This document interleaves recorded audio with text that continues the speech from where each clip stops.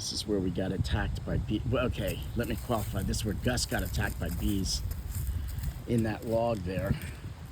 Coming out, I want to check and see its status. At the end of that log was the entrance of a bee's nest. Yellow jackets. Yeah, it was. Yellow jacket.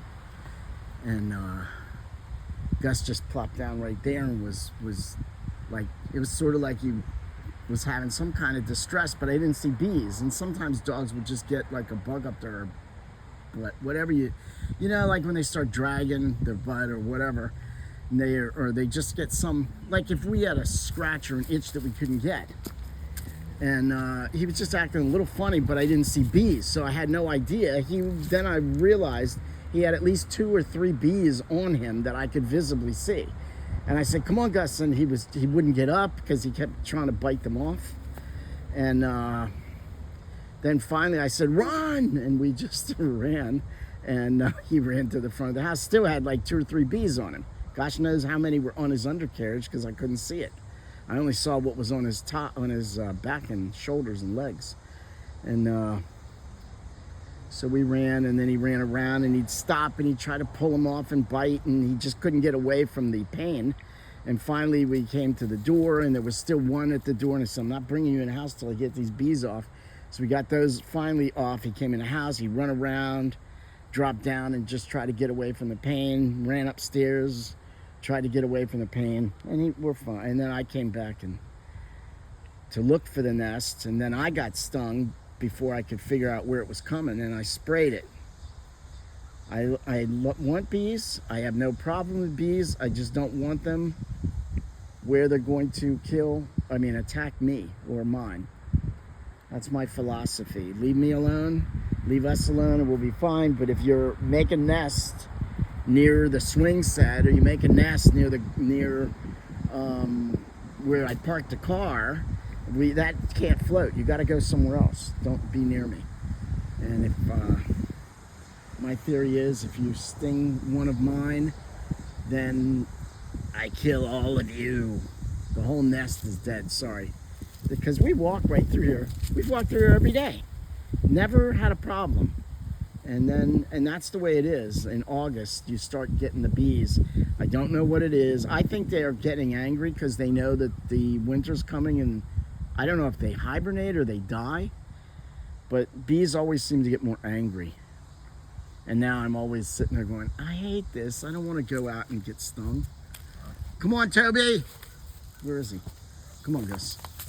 So, yeah, and then I got to go work. I was walking by working at a house some years ago, and I was all summer long walking by these bushes on the edge of the grass and just brushing the bushes. And then one day I brushed the bushes, and all of a sudden they were all over me. I had bees on my lip, bees on my eyebrow, and I looked, and there was a dang nest the size of a basketball. Walked by it all, and it didn't just become there overnight. I'd walked by it all summer, and I guess I just never hit the exact spot where a bee was coming in and out, and then they went berserker like a Viking. Today is the feast of St. Maximilian Kolbe. Oh, what's that? Okay, well that's not a bee. Maximilian Kolbe had a very prolific life. I think he only lived to be in his 50s, but he started newspapers, he started radio stations promoting the faith. He was given a vision of Mary giving him a white and a red, I don't know, cloth or string or something, and she asked him, which do you want? White was for to be pure and holy, and the red was, I believe, for martyrdom. And he said, I'll have both, please. I'll have what the saints are having. So, well, that didn't get any fruit. That looks like somebody's eating the leaves. Darn those deer. That's like a nectarine tree, or plum. So let's ask all the saints to pray for us. Let's ask St. Maximilian Kolbe, pray for us. Pray for the souls in purgatory. Pray for conversion of the United States, of the Americas.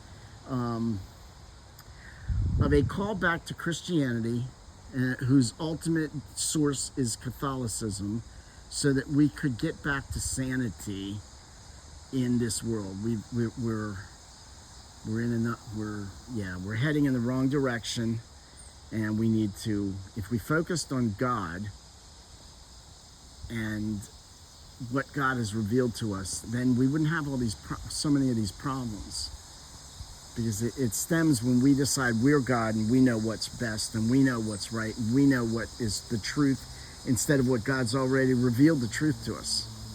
So we don't have to make it that deep. We don't have to make it complicated.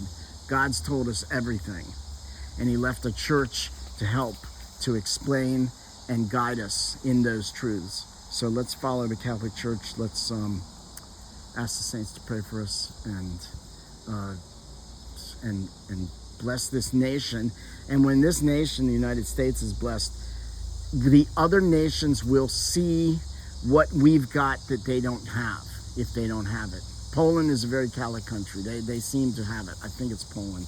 Hungary may be also the same. So let's see how we can get this Catholic thing going within the realm of our United States government, which I think there can be a middle ground.